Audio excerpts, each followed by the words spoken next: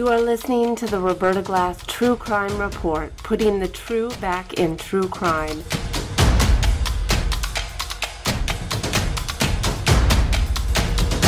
From New York City, Roberta Glass is now on the record.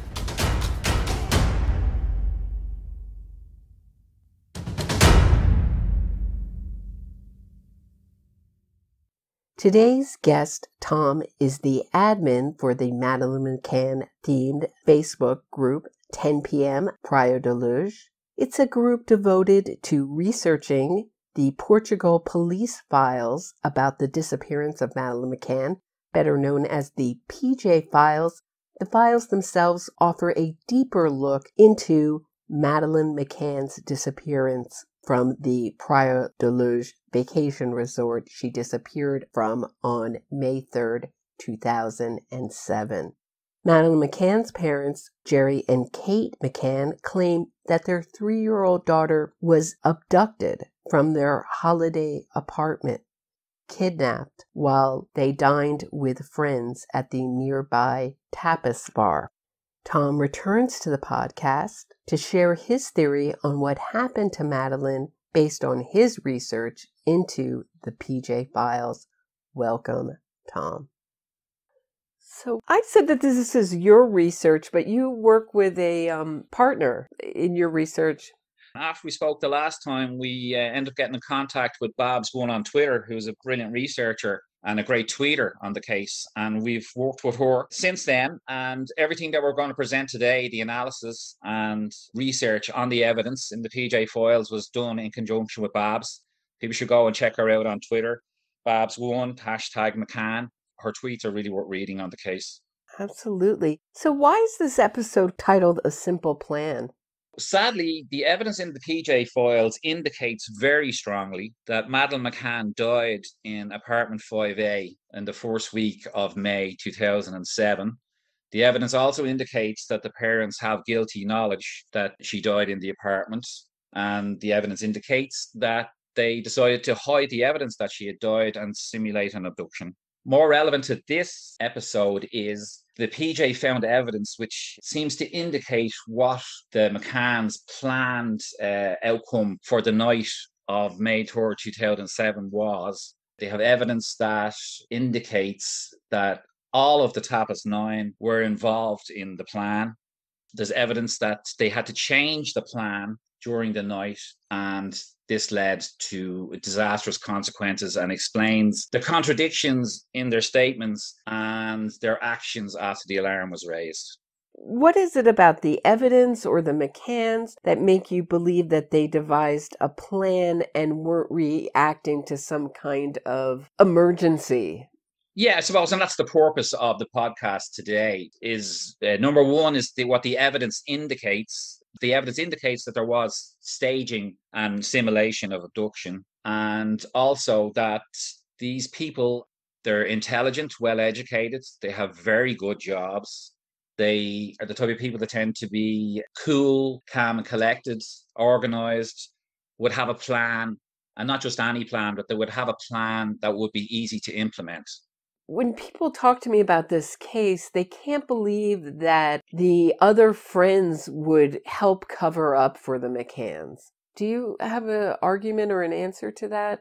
We're very evidence-based, Roberta. So all I can say to you is we just follow the evidence in the PJ files and what conclusions or indications that leads to. Mm-hmm. And it certainly does, in this case, indicate that all 9 were involved.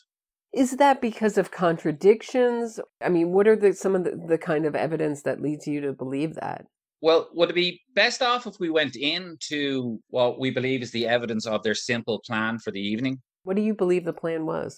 Everything I'm going to say is based on evidence and what the evidence indicates. So a few days after Madeleine was reported missing, the PJ found a handwritten draft timeline in Kate McCann's papers. And this timeline is completely different to all the other timelines that they have presented.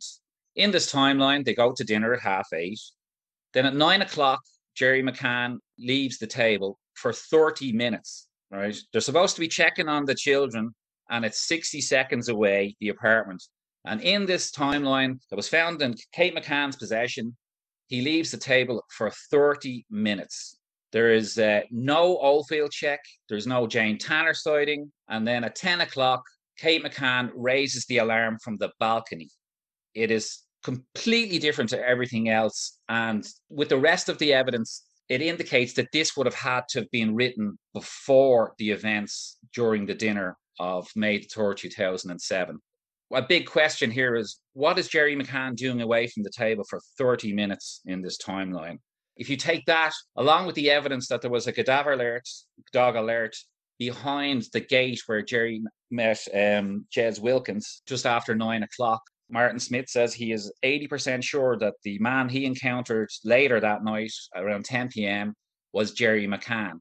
So we think with all the evidence, when you put it together, that Jerry McCann was heading down past where the Smith sighting occurred around 9 o'clock. He would have hit that area around, with the timings, around 10 past 9. So even if he'd have been seen at that time, he was due to be back at the table at 9:30, and they weren't going to raise the alarm until 10 o'clock. So if he'd have been seen, it would have been way before the alarm was due to be raised, according to this timeline that was found in Kate's possession. The other piece of evidence is that they also give away in their statements the state of the bedroom. That she says in her first statement that the curtains, the window, and the shutter were up when she discovered Madeleine missing. But she changes this to retrofit Oldfield's check-in. But when we put all of this evidence together, we've come to the conclusion that this evidence indicates that their simple plan was that they would go to dinner at 9 o'clock. Jerry McCann would disappear for half an hour. And then at 10 o'clock, Kate McCann would go to the apartment. She would open the curtains, the window, and the shutter, and then she would sound the alarm from the balcony of the apartment. So what went wrong? Why was it changed? They go to dinner as per the plan. In Jerry McCann's statements, he leaves the table just after 9 o'clock, and he ends up bumping into Jez Wilkins by the gate to the patio steps of apartment 5A. And we know that there's a cadaver dog alert in the flower beds just behind the gate where this conversation took place. So we think Jez interrupted Jerry on his 30-minute excursion away from the table. They spoke for 5 minutes, and Jez said he crossed over the road.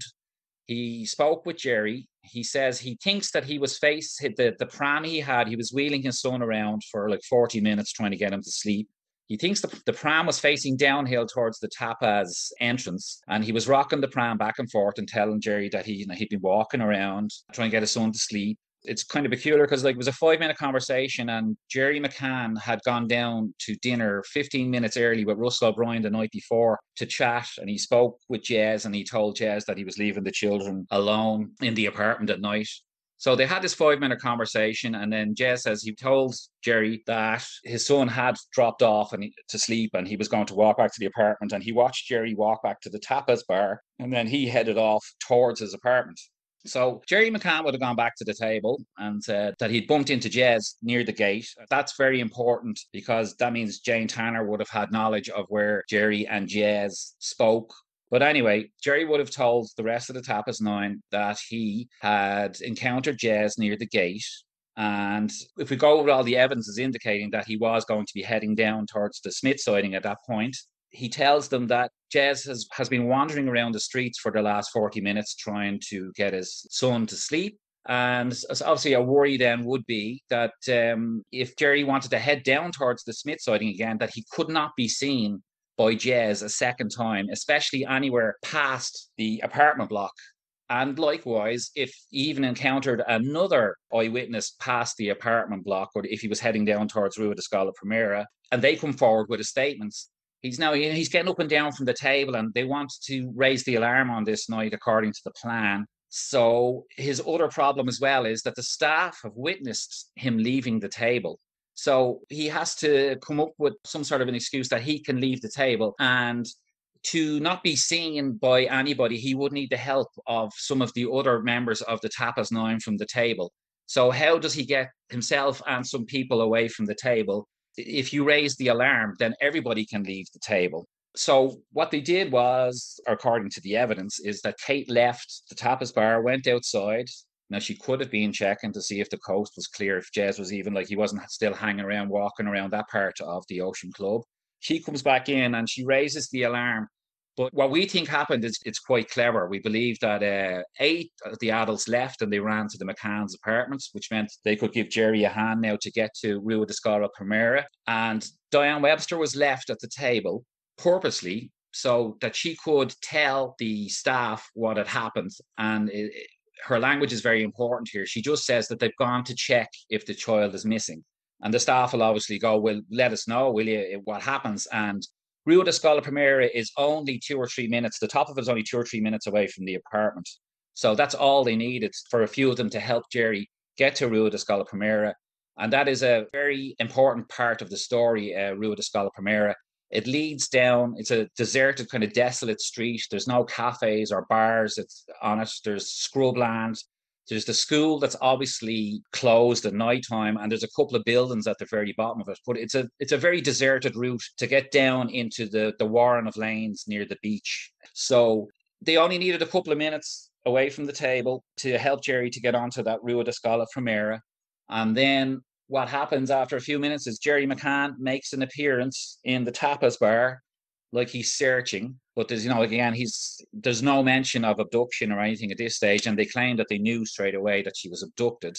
So Jerry McCann makes an appearance, and so the staff talk to him, and then he heads away. And the next mention of Jerry McCann that we hear from independent witnesses, the Smith family and Martin Smith, he says he's 80% sure he encountered Jerry McCann carrying a girl of Madeleine's age down Rua de Scala Primera at 10 p.m. If this is the case, it would have been a disaster for Jerry McCann. And this would explain why the police were not called until 10:41, which is 41 minutes after the Smith sighting. And from the evidence, what we can see is they were trying to come up with like a new timeline that would give Jerry McCann an alibi for the Smith sighting. So they added the Oldfield check to kind of help cement the fact that Jerry McCann was sitting at the tapas table at 10 p.m. because that would have driven the checking system on. And they also added the Tanner sighting just so that somebody else could say that they saw a man carrying a girl, Madeleine's age, away from the apartment in a different direction. And if Jerry McCann is Smithman, and the evidence certainly suggests very strongly that he could have been, this is where we get all the contradictions and why they're writing timelines when they should have been out searching, and why they're pushing abduction straight away on the police. I believe Kate McCann's first words were, "They've taken her." Is that correct? We'll never know because, it was just among the tapas, so we don't have any independent eyewitnesses that can say what she actually said. Speaking of independent witnesses, what are the independent witness statements? What do they tell us about when the alarm was raised that night and what happened at the tapas bar? What we realized a few months ago was there was 3 eyewitnesses that were called back for second statements because they were so important to different parts of the case.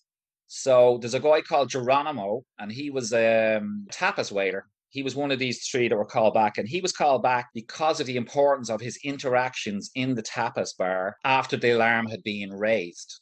So he told police that he spoke with Diane Webster and Jerry McCann between 9:30 and 10 o'clock in the tapas bar after the alarm. After that, he spoke with one of his colleagues called Ricardo Oliveira, and Ricardo puts this time down at 9:45. At this stage, the alarm had been raised. He'd spoken with Diane Webster. He'd spoken with Jerry McCann when he made an appearance in the tapas bar. The table then was empty. And after that, he went and he spoke to Ricardo. And Ricardo saying that's around 9:45. He also said he spoke with the head of the Millennium.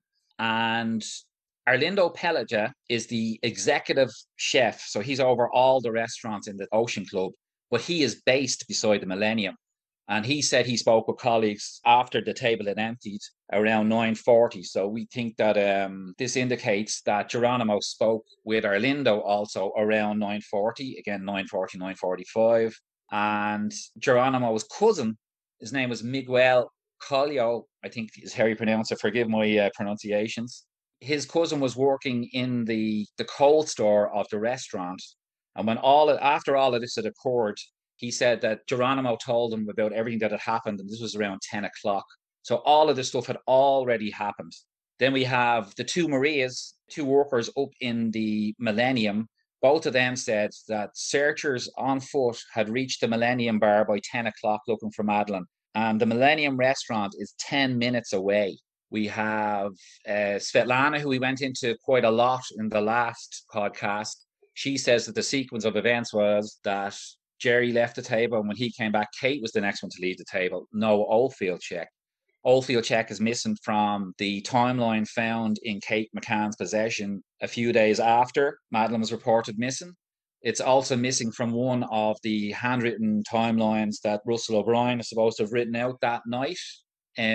What's very telling is the next morning, an Ocean Club worker called Joe Viana, when he arrived into work, he was told by colleagues, plural, that the alarm had been sounded at 9:30 the night before. We also have Stephen Carpenter's wife who's saying she heard Madeleine's name being called out in the night around 9:30 p.m. The Helder, the receptionist in main reception, said he was told by a colleague about the alarm between 9:30 and 10 o'clock that night. So, I mean, I think there's 10 independent eyewitnesses that put the time of the alarm at sometime around 9:30 p.m. that night. That would indicate that Jerry McCann could not have been sitting in the tapas bar at 10 p.m., the time of the Smith sighting. What benefit did they get from moving the alarm later from 9:30 to 10? We think their original plan was to raise the alarm at 10 p.m. and then they brought it forward so that Jerry and some of the others could leave the table and help him get to Rio de Scala Primera. And then if he is the person, and Martin Smith has said he's 80% sure that Jerry McCann is the guy he saw carrying a child, they had to basically come up with some device to, they say the alarm was raised to 10 p.m. They did this by having this mad check by Oldfield where he stands at the door of the bedroom and doesn't look at Madeleine's bed and then just goes back. And this drives apparently, this is adding another half an hour onto the time and pushes the alarm in their kind of adjusted timeline to 10 p.m. There's also evidence that this was retrofitted when we went to talk about the curtains. Kate changed her story about from the curtains being wide open. And this again was to fit in the Oldfield check. There would have been like a lot of panic and they're trying to fit in stories. Like also Jerry McCann in his first statement said that he entered the apartment using a key and unlocked the front door. Then he said Matthew Oldfield then used the patio, and then he said, and then my wife used the key to unlock the front door. Like, it doesn't make any sense that they'd be using the locked front door and Matthew Oldfield would be using the unlocked patio door. I think it indicates that they were trying to fit in the Oldfield check into their timeline to push the time to 10 p.m. Why leave the patio door open if you're going to lock the front door? It doesn't really make a lot of sense. Exactly. So, just to be clear, how many written timelines of the Tapas 9 are referenced in the PJ files? On the night, they wrote out 2 timelines. Like, not even 1, but 2. It kind of indicates that they were really struggling to get a story together that would put Jerry McCann at the table at 10 p.m. And these were written while they should have been out looking for Madeleine, and we have the crazy situation where Matthew Oldfield calls to Jez at 1 o'clock in the morning again when they should have been just out looking. And Jez offers to search for Madeleine, and he's told that it's okay, you don't need to. Basically, that his offer was turned down. So instead of searching, they're writing timelines. They're on their phones. They're calling over to Jez in the next apartment block to see what he'd seen behind the PJ's back. And then Kate McCann has this crazy story about the curtains. Can you talk about that? There's just incredible evidence that has just been completely stonewalled since the PJ's investigation was closed in 2008. So Kate McCann, I alluded to it a little bit earlier. She said when she's describing the state of the bedroom when she allegedly discovered Madeleine missing. Now, there's another crazy thing is that no biological trace or DNA attributable to Madeleine were found in her bed that she's supposed to have been taken from. But Kate says in her first statement, when she went to the apartment, that the door was open, the window was open, the curtains were open, and the shutter was all the way up. A week, the Tapas 9 after their first statements, they got together, and they'd written these timelines on the night, but then they got together and they put together a more complex and detailed timeline, which they had typed up and handed into the PJ by a British liaison officer. And in this, we get a whole different story as to what happened when allegedly Kate discovered Madeleine missing. And, it's a massive red flag that a mother would fairly drastically change her account of the moment she discovered her daughter missing. So, in this typed timeline that was handed in a week later, Kate McCann goes to the apartment and notices Madeleine is missing from her bed. Then she goes into the other bedroom, has a look there. Then she goes back into the children's bedroom. She said the curtain started to blow. So she went over and she said she opened the curtains herself. And we think this was retrofitting that the curtains had to be closed when Oldfield made his check. But how can somebody have such a drastic change in the state of the bedroom and what happened at the time that they discovered their daughter missing? And then we've all seen on the TV where she says the curtains whooshed open by the wind. So I think it's a massive red flag that cannot be overlooked. There's also a very strange, some anomalies around the pictures that were printed out of Madeleine by Russell O'Brien. Can you talk a little bit about that? This is another one of the witnesses that was called back for a second time. And the witness in question here is Amy Tierney. So, as you said, there was a set of photos of Madeleine given to the PJ on the night. And they were printed on, I think it's 15 centimeters by 10 centimeters paper, which is an unusual size. Then the next morning, John Hill printed hundreds and hundreds of copies of the same photo from a memory stick that he was given by Russell O'Brien. But the PJ, they worked out that the photos handed to the police the night before that Russell O'Brien had got printed could not have been printed in the Ocean Club. They checked all the local kind of printing shops and they couldn't find anywhere that these photos were printed. So, I got another red flag here. So Amy Tierney was called to make a second statement. But in her first statement, she is in the main reception creche when the alarm is raised. And she says that when she heard about the alarm, she ran to the McCann's apartment. And after that, she took part in the searches. And that was it. I think she gave her statement maybe 3 days after Madeleine was reported missing. The PJ said to her very cleverly at the end, as police do, "Have you anything else to add that is of interest in the case?" And she said no. So that was that. And a year later, she was asked to make a second statement. And now she makes a massive addition to her recollection of events on the night. In her first statement, she's basically out searching after the alarm. In her second statement, somehow she ends up in the Tapas reception office at midnight by herself. And when she was there by herself, Russell O'Brien appeared with a memory stick and said, "Can I get this printed?" And the reason why he had to say it was a memory stick, obviously, is because they handed John Hill a memory stick the next morning. So she says that she had her own printer with her, even though there was 4 or 5 printers in main reception, which is only like a 5-minute walk away. So we now have this scenario where instead of searching, Amy Tierney walks through the streets of Pré de Luz to wherever she was staying. She gets her own printer and her own paper. And she walks back through the streets with her own printer, her own paper, back to the Tapas reception. And she prints off these photos for Russell O'Brien. But it gets way more interesting than that because Russell O'Brien said he got the photo, he picked it out on Kate's camera. But at the same time, he's handing over a USB stick to Amy Tierney. And it's not possible to get the photo off the camera and onto the USB memory stick without a computer. And then the PJ very cleverly, so that's one kind of technical impossibility. Then the PJ showed Amy, when she was making her second statement, a manual of a printer. I think it was a Kodak. And she said, "Yeah, that's identical to the one I have." And again, there's a technical difficulty here, is in there's no viewfinder on the printer. So you need a computer to print from the memory stick onto Amy's printer that she claimed that she had with her. The other amazing thing about this is that herself and Russell O'Brien omitted to say any of this in their first statements in 2007.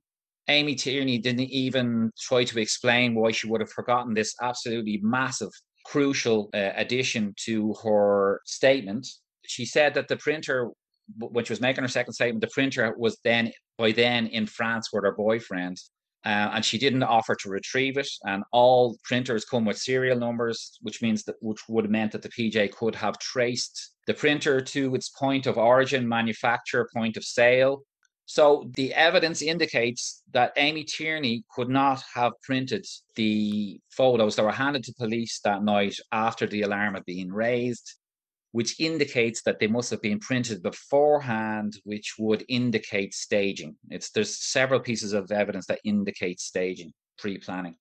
Interesting. And the two dogs that were brought in, one Eddie was a enhanced victim recovery dog, and Kayla, a human blood a human blood dog, were brought in by the PJ. How did the McCanns react?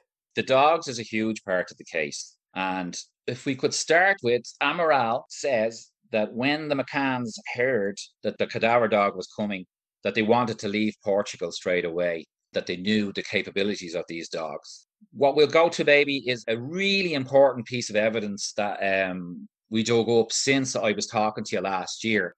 And it's a report by Ricardo Paiva. Again, I'm not sure of my pronunciations, but he did a report kind of on the dogs to Amaral the week that the McCanns were made arguidos. And in this report, he says that the McCanns reacted with increased negativity when they were told that the English cadaver dogs were being brought in on the case. What's very telling about this as well, though, is that Jerry McCann has on TV with an audience of millions, when he's been interviewed about his daughter's disappearance, he has said that the dogs were brought in on the McCann's request. But we have evidence in Ricardo's report that says the McCanns were hostile to the dogs being brought in, and that they were telling the PJ that they shouldn't be bringing the dogs, that they should be only following the abduction line of investigation. So that's one really important part of Ricardo's report. The other, it's quite incredible, really. After the dogs had been in, Jerry McCann spoke with this guy, Ricardo Paiva. And what Jerry McCann said to this PJ officer is that he was sure that the PJ had no evidence. Remember, this is said after the dogs had been in. He is sure that the PJ had no evidence that could convict him or his wife in the death of Madeleine McCann. I mean, I just think that is absolutely extraordinary. What do you find so extraordinary about it? Well, he's talking about the evidence to convict. He's not even talking about evidence that Madeleine is dead. Mm-hmm. I find it very telling. And he's not denying that he did it or that he had anything to do with it either. He's just denying that there's no evidence. Absolutely. To convict. Right. It's very different than being innocent or... that there's evidence that she's dead. Right. Or being innocent or not involved or any of the other things you might say. Yeah, well, here's Roberta, very similar, okay? So when he was made an arguido, he was shown videos of Eddie and Keela alerting. Then he was told that they'd found DNA in the boot and it was tested by an English lab and that it was a match to Madeleine. And all Jerry McCann said was, I can't explain that. Now, you would imagine an innocent father, what they would say immediately is, that's impossible. Mm. You know, it's impossible that her DNA was in the boot. But he doesn't. He just says, I can't explain that. It's very interesting because I don't find the dogs... I don't think they're completely so far off from an abduction. If there was an abduction and say someone hurt Madeleine and she was bleeding or it let out the door, wouldn't you think, or God forbid, an abductor killed her in the apartment and took off with her dead body? I mean, wouldn't the dogs spark some kind of concern as a parent? Very good point, Roberta. That's what I find very odd about their reaction. They really should have shown more concern towards the dogs instead of just flippantly dismissing them as being, you know, incredibly unreliable or whatever he said in that interview. And then you actually brought this up in the first podcast we did, that he cited a case where the dogs were wrong, but it turned out in the end that the dog was correct, the cadaver dog. Right, and the killer confessed, and this was decades after the crime. The Yes, dogs were alerting. This is a Pennsylvania case. if dogs were that unreliable, they would not be used by police because they'd be actually a hindrance to an investigation, where they do bring in cadaver dogs, which leads me on to another point about the dogs. In the same year, 2007, a woman went missing in the UK in November, I think. Her name was Kate Prout. She was reported missing by her husband, and there was no sign of foul play. So police eventually brought in the cadaver dog, and unbelievably, the dog alerted behind the sofa in the living room. And the husband eventually confessed to causing his wife's death. So the cadaver dog was proved correct. And you will not believe who the cadaver dog was. That had to be Eddie. It's Eddie, Yeah. the same dog in the McCann case. So the same dog, the same year, the same type of crime where there's a missing person with no kind of evidence of foul play. And Eddie is proved correct. Same year. Where did the dogs alert? So they alerted to the McCann's holiday apartment, to the flower bed outside the apartment. So that was just behind the gate where Jerry encountered Jez Wilkins, and to the McCann's clothing and the McCann's rental car, which they rented 3 weeks after Madeleine was reported missing. What did the McCanns blame these alerts on? I mean, they were allowed, again, go back to the term whitewash. They were just allowed to just say that the dogs are unreliable. It's that simple. They were allowed to just dismiss the alerts publicly. Should I say that publicly? Because we have Rick Cardo's report, among other things, which shows a completely different scenario. And when the dogs came in, there was meat in their trash can that the dogs ignored, sort of rotting meat. Do you think that that was left out to confuse the dogs? Because there is evidence that indicates that Madeleine died in the apartment. The dogs you're really referring to are the sniffer dogs that were brought in from Madeleine's live scent. And 2 dogs were brought in at different times. And these dogs are trained to discern, whatever scent they're given, they're trained to discern that scent from everything else. So dogs are, they are very clever. And these dogs, 2 different dogs at different times, were given Madeleine's live scent, and they alerted only in 4 places in the 2 apartment blocks in the complex where the McCanns were. And that was obviously the apartment 5A where they had been, then the apartment that they were moved to in the next block. They alerted to or signaled for Madeleine's live scent in the Payne's apartment where Madeleine had spent a lunchtime. So they were all fine. But they also signaled at apartment 5J, which was upstairs in the same block. What's strange is 5J was unoccupied for months before Madeleine was declared missing. And when they opened that apartment, there was rotting meat, rotting food. That odor could certainly mask other odors, shall we say. I mean, it has been raised as a possibility that, as a possible place to lead evidence in this case. Interesting. So how did DNA enter this case, and what did they test, and who tested the DNA? Well, the DNA came from the dog alerts, and they lifted DNA from the boot of the car and from behind the sofa. The PJ, to be impartial, sent the DNA to a forensics lab in Birmingham, so that they weren't seen to be, that it was all very impartial. But it turns out, and I only found this out after I spoke to you the last time, that the forensics lab in the UK was a company that was owned by the British government. So they did some testing, and 3 days before their final report, John Lowe, he was the head guy there or whatever, he sent an email saying that 15 out of 19 of Madeleine's markers were found in the boot, and I think there was possibly 43 in total or something. I can't remember off the top of my head right now. But he didn't say if any of the other markers matched any of the rest of the McCann family.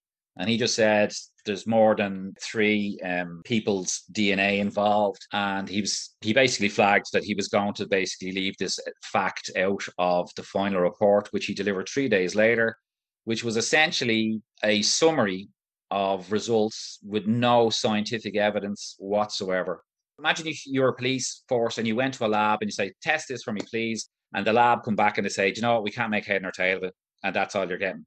The PJ were entitled to get what's called the electropherograms, which are the graphs that show the DNA markers. They were entitled to be told, that 15 out of 19 matched Madeleine, and that there was another how many, and they didn't match or matched the family. They got a kind of a useless report of John Lowe. Another kind of red flag is that the PJ said if they were to test the DNA again, that they would not use the lab in the UK. I think that is very, very telling. Another thing that they sent for DNA testing was blonde hairs found in the boot. They looked like they could have come from Madeleine, and there was quite a good quantity of them. And this lab in the UK, they said it was very difficult to get the DNA out of these hairs because I think there was no roots or something like that. And they said that in the process of trying to get DNA out of the strands of hair from the boot, they destroyed the whole lot of them, every single one. Wow. And the PJ were astounded that as a science lab that they wouldn't keep some of them, for future developments. The nature of science is there's always new techniques, etc., that come out. But they destroyed every single blonde hair that was found in the boot. Wow. And it's just very interesting, the UK's involvement in this case.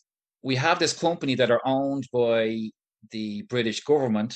And in the correspondence with the PJ, when they wrote to the lab saying, we're sending samples or whatever, they always said, RE, the disappearance of Madeleine McCann, was how they would start their correspondence.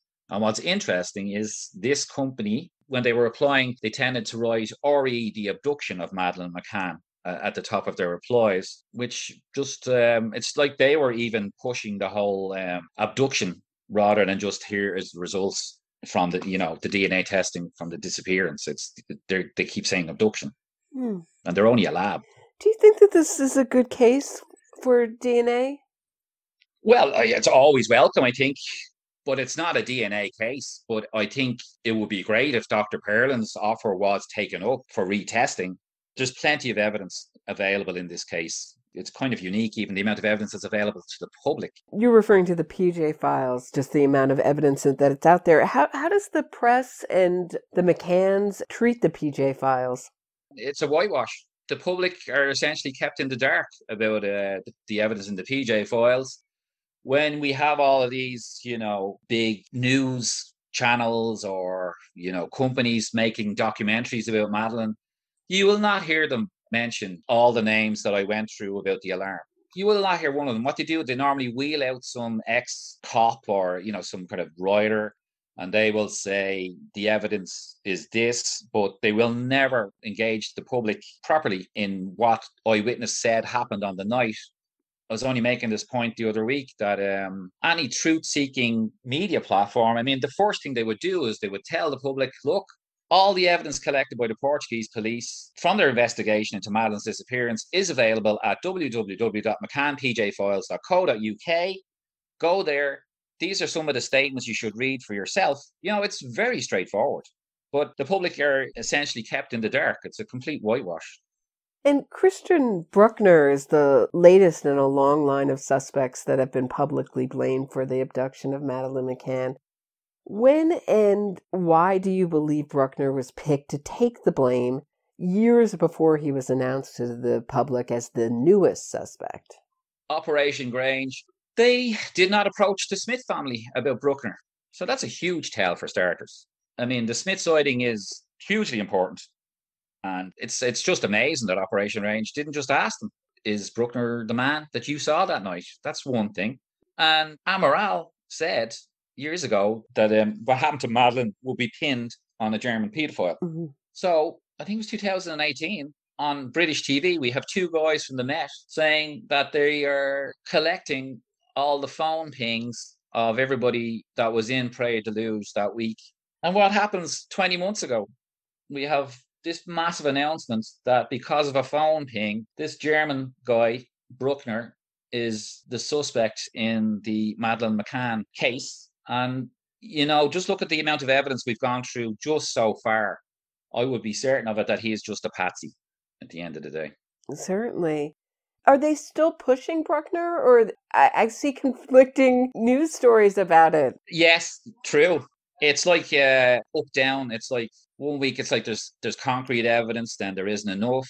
Then he has, lately it was like there was an alibi, and then they come out with something else the next. They're still hoping to charge him. We're now 20 months later. It's almost like they're trying to just throw as much mud at him as possible and hope it sticks. Without having any kind of enough evidence to legally even charge him with this, you know? Well, Roberta, you've followed so many cases. I mean, have you seen a case where, if they had evidence, he would have been charged 20 months ago? I'm not sure what's going on here, to be honest. It's not uncommon that that this kind of campaign, an innocence campaign, will point at someone, accuse them in the court of public or in the media, and even sometimes I think there's one case, Marty Tankleff, where his lawyers, the person that they've been blaming for years for the murder that he was convicted of, and now it's been overturned, but the person, this bagel guy that they were blaming it on for years, his own lawyer admitted that he would never be charged and isn't a good suspect. So would never be charged. So it's what they say publicly and what they say privately, legally in a deposition it can be quite different. Yeah. It isn't unusual, but it is unusual in that they've been managed to convince so many people that Bruckner did it, but didn't leave any evidence, and not even enough evidence to charge him, not even to get a conviction, but to charge him with it. So it's hard. I think one of our problems is that, is that people's source of news and whatever is the media. And if the media aren't reporting on the PJ files, everybody that's on Twitter or on any of the groups discuss this a lot, that how it's just amazing how people just don't know what's in the PJ files and how damning it is, the evidence. Absolutely. Why do you think this case matters, and do you think it'll ever be solved? I think it's already solved, but there is this whitewash. What is the Tanner sighting, and how does it fit in with your theory on the McCann's simple plan? We went into earlier where, the evidence indicates that they had to change their plan for the night.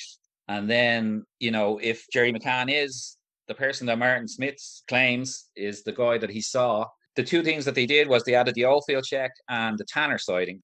And it was Tanner's sighting initially was so that somebody would say that they saw a different man walking away from the apartment. Now, what's interesting is we can kind of see through the evidence how this developed. So when the first police arrived, so they were the GNR, kind of like the local police, Jane Tanner just mentioned that she saw a man in the middle of the road carrying a child. And then if we look a little bit later on that night when Russell O'Brien is writing out the timelines, he says Jane sees man carrying child. But what's very interesting is it's not mentioned that she passed Jez and Jerry in the handwritten timelines. They're written a little bit later. And then it's only when we get into the statements the next day that she says she passes Jerry and Jez. And we actually did a graphic on this before, and we called it the Invisible Woman in Her Amazing Silent Flip-Flops. Because it seems like what they were adding kind of retrofitting all the time. Mm-hmm. So what they ended up eventually was, I suppose, is that Jerry McCann, what they wanted to end up was that she passed Jerry talking to Jez and saw a man taking a child away from the apartment. But judging from the PJ, we think that the PJ didn't believe this story to be possible. So the third witness that was called back for a second statement, the key witness, was Jez Wilkins. And we know how important he is to the case. And he was called back primarily to say what side of the road that he met Jerry on. And he said quite clearly that he crossed the road. He met Jerry by the gate to 5A, the patio 5A. They conversed for 5 minutes. Jerry said he was on night duty. He told Jerry, he'd been out trying to get his son to sleep for how long. He was rocking the pram. Jez also told the PJ that he was pretty sure that nobody could have passed him on that street. He actually said that it was a quiet street. If I remember, this is off season as well. So can you imagine how Jez felt when that cutting edge program that we went into the last time, the Madeleine Was Here documentary kind of reconstruction, they show Jerry McCann coming out of the gate and crossing the road. So Jerry McCann completely contradicts what Jez says happened, Jez's statement. Wow. So he must have gone, hang on a second, that is very odd. And then we have the Jane Tanner map So Jane even marks by the gate where Jez says they conversed. Her map agrees with that. And then they show Jane passing Jerry and Jez when they're talking on the opposite side of the road to what Jez said. And he's already said, I don't think she could have passed me. So he must be starting to put two and two together. He would have remembered that Jerry had come down 15 minutes early the night before and sat down beside him and told him that he was leaving his children on his own. We think that this piece of evidence could be an indication of staging as well, that he was letting people know that the children were being left alone in the apartment at night. And then Jez would have remembered that he offered to search that night and that was turned down. It's huge is that John Hill, he was the Ocean Club manager. He was the guy that was organising the searches that night. So he was coordinating where people were going off to look, okay? And he made a statement the next morning. This is so telling. He said that there was no sign of abduction and they'd hoped to find Madeleine soon. And you know what that means? He was not told by any of the Tapas 9 about Jane Tanner's sighting. And he was coordinating all of these people till 4 o'clock in the morning. It really makes it sound like the Tanner sighting didn't happen, because why would you not tell the guy who's coordinating all the searches that they maybe should be looking for a man of this description carrying Madeleine? Great point. And the independent witnesses found this a very difficult case to be involved in. Can you imagine how John Hill felt when he finds out, after being out till 4 o'clock in the morning searching for this little girl, that there was this sighting that he wasn't told about? I mean, he must have gone, that just doesn't sit right with me at all.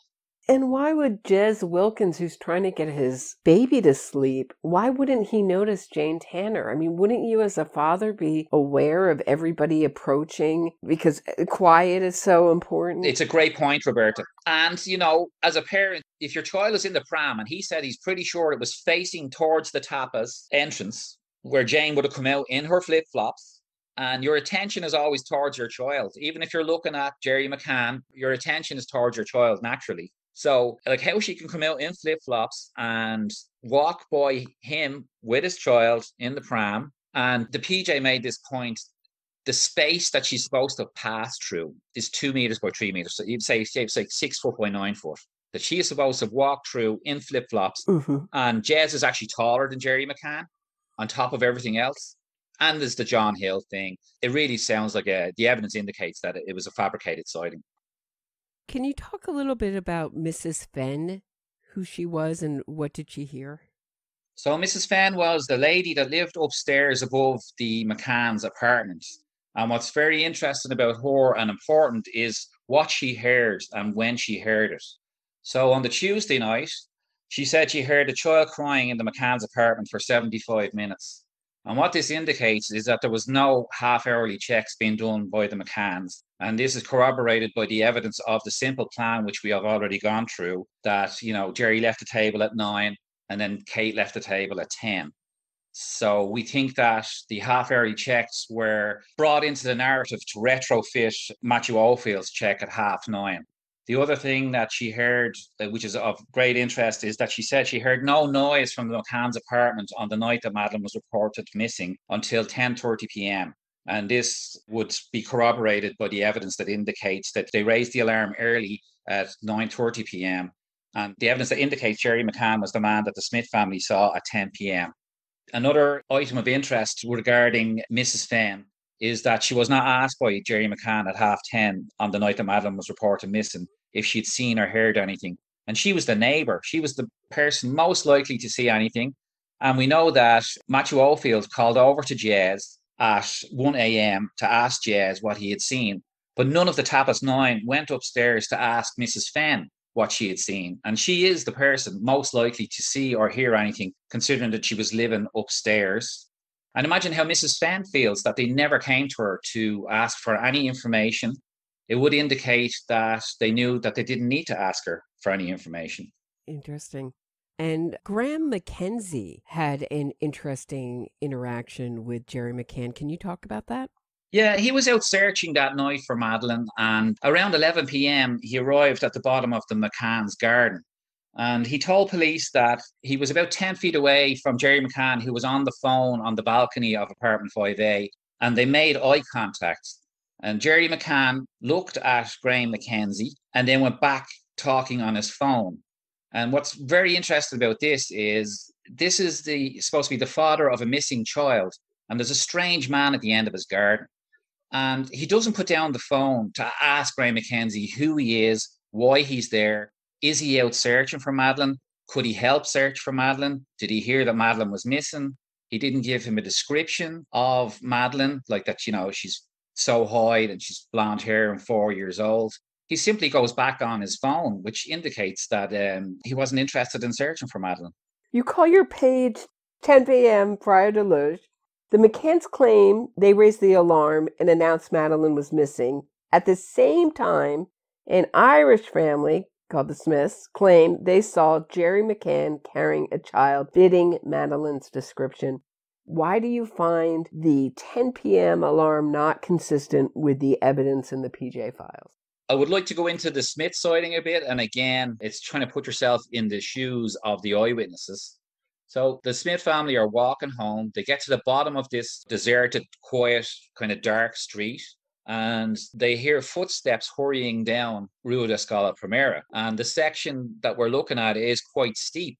So they see a man hurrying down this street at night. It's a fairly steepish slope, carrying a 4-year-old girl. Immediately you go, gee, that's a bit, it's a little bit dangerous, kind of, especially that kind of section or whatever. The girl, she's listless. Her arms are down by her side. It's a cold night. She's wearing pajamas. And they say that her skin was very white. Not that she had white skin, but her skin was very white. And, we do have to look at there's the evidence of the cadaver dog alerts, etc. The girl had same color hair as Madeleine. She was the same age. The Smith sighting is only 450 meters from the McCann's apartment. It's around the time of her alleged disappearance. All the Smith family have said that they were convinced that the girl could have been Madeleine. Their physical description of the man matches Jerry McCann, the hair and the physique. And we know from the independent witnesses that we went through earlier that the evidence indicates that he was not sitting in the tapas bar at 10 p.m. There's also Aoife, one of the Smiths, said that the man was wearing beige trousers with buttons. And if you go Google Jerry McCann, beige trousers with buttons, you will see him wearing a pair during the campaign. What's also very interesting is Mary Smith, who's the wife of Martin, said that she spoke to this man who was hurrying kind of with his head down the steep street carrying a child at 10 p.m. And she asked if the child was sleeping. If a child is sleeping in general, you won't ask somebody are they asleep. So it indicates that they thought that the situation was a bit strange. And the man did not reply to them. He just kept going, and they noted that would have been unusual for people in Praia da Luz. It seems to be kind of a fairly friendly place. And then we have Martin Smith, who, months later, September it was, he saw the news at 10, Jerry McCann coming down the steps, and he said he just knew looking at that, it was like a shot through his heart, that he was 80% sure that Jerry McCann was the man he saw carrying this child, and they were all convinced it could have been Madeleine. What I didn't know, and I only found it recently, was that he watched that clip several times because he felt sick in his stomach, that, he was going, oh my God, I think it's Jerry McCann I've seen on Rua da Scala Primera at 10 p.m. So here he was worried sick. And what is Martin Smith supposed to do? He's a father and a grandfather himself. What is he supposed to do? He has to contact the police and say, look, this is my statement. This is what I want to say. I have to say this. What's very interesting is DCI, it's a Detective Chief Inspector Colin Sutton in the UK, who's a man of some renown and has solved many cases. He has said that the Smith sighting is a very important piece of evidence in the disappearance of Madeleine McCann, that it needs to be fully investigated, that it's a credible sighting, that Martin Smith is a very credible witness. And he said, this is Colin Sutton's words, that the Smith sighting seems to be an inconvenience in this case. It seems to be very inconvenient, was his words, actually. I think profiler Pat Brown brings up a great point about this Smith sighting. which is that the McCanns only want the Tanner sighting investigated. Yes. And not the Smith sighting, which doesn't make sense, especially considering Jerry McCann was handing over psychics tips to the PJ investigators and passing that on, and yet he's going to rubbish the dogs and the Smith sighting. So a little not so consistent there. Yes, absolutely. What was the UK's involvement in this case? The UK government got involved immediately and very heavy-handedly in the Madeleine case. And here's the first point, which it's quite troubling, actually. Amaral said that the UK ambassador to Portugal, John Buck, rang the PJ about this case at 11 p.m. on the night that Madeleine was reported missing. Now, what's quite disturbing about that, if it's true, is we have the mobile phone records of the Tapas 9, and they contacted nobody outside of the group until 20 to 12 that night. So how did John Buck know to ring the PJ about Madeleine's disappearance at 11 p.m.? Another point to make is that he pressurized the PJ on the 5th of May into making a statement to say that Madeleine had been abducted and that the parents kind of were not involved. The PJ asked for access to Madeleine's clothes, and it was rebuffed by John Buck himself. And he's the ambassador. What's he doing telling, getting involved with what the police are looking for? Amaral said that a few days after Madeleine was reported missing, that a woman from the UK came forward and said she saw Jerry McCann walking the beach at night. Now, we don't know which night it was. It could have been the night of her reported disappearance or the night after, but it's very telling that when the PJ went to look for this statement, it was taken by the UK cops that it had disappeared, and they weren't able to get hold of the eyewitness either. Wow. It's a bit of a red flag. Absolutely. Amaral has said that the Madeleine case is treated as a state secret in the UK. And this is the case. It means that the disappearance of Madeleine McCann is not just about a little girl going missing, that there has to be people compromised at a very high level in UK society for it to be treated as a state secret. Amaral has also said that MI5 were on the ground from day one, that the UK officers were asked to sign confidentiality agreements, which is normally only reserved for state secret kind of investigations. There was also, Amaral had requested that cadaver dogs were sent to the homes of the Tapas 9 because they were finding it impossible to ascertain what they were wearing that night. The Gasper statements, the Met misplaced the Gasper statements for several months. This is the statement by Catherine Gasper that it's about a lewd conversation she witnessed between Jerry McCann and David Payne about Madeleine, and the statement was misplaced until after Amaral was removed from the investigation. When the McCanns left Portugal on the 9th of September 2007, Amaral said the UK police left shortly afterwards, and it was almost like they were only there to assist the McCanns, not the investigation into what happened to Madeleine. I keep using the word whitewash. Essentially, after the McCanns fled Portugal, Amaral was removed from the investigation, and he had several lines of investigation open. One was he was bringing back the Smith family for a reconstruction, and either the hotel or the flights were already booked. He was also, him and his team were searching for an apartment with a fridge because of the way the fluids were in the car. They indicated that there could have been a fridge involved with the evidence. They also, as I mentioned earlier, the McCanns say that they left Portugal on the 9th of September with the PJ's blessing. But what we do know is that they left after they were made arguidos. They were told by their lawyers to get out of Portugal.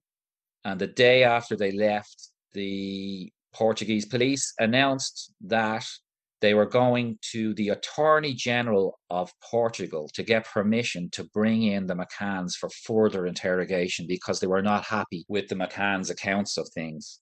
So that didn't happen. The reconstruction of the Smith sighting didn't happen. The search for the apartment with the fridge ceased. And then the Gasper statements arrived after Amaral was gone and were never investigated. Essentially what happened after Amaral went was everything just became a whitewash. So no lines of investigation were properly investigated, especially, those biggies that I mentioned. The case was just wound down and archived. The final kind of conclusion at the end, when the investigation was closed, was that there wasn't enough evidence to do anything. And look at what we've gone through this evening, Roberta. It's astonishing the amount of evidence that there is there. So the case was closed. What we have is a complete whitewash. Part of that whitewash is the remit of Operation Grange. The way we actually look at the remit now of Operation Grange is that their remit is not to find out what happened to Madeleine. Their remit is to follow the parents' narrative that she was abducted. Their remit is to ignore the blood and cadaver dog alerts, to ignore the statements of the independent eyewitnesses that were in the Ocean Club that night, and to ignore the evidence of all the inconsistencies, the impossible differences in the statements of the Tapas Nine, to ignore the evidence that there's no biological trace or DNA attributable to Madeleine was found in the bed that she was supposed to have been taken from. So all of this is done in plain sight. And have you ever heard of an investigation that basically follows the parents' narrative? I have not, and it is quite amazing that I think a remit is a very foreign word to American listeners, but basically the UK police can only investigate an abduction. That is absurd.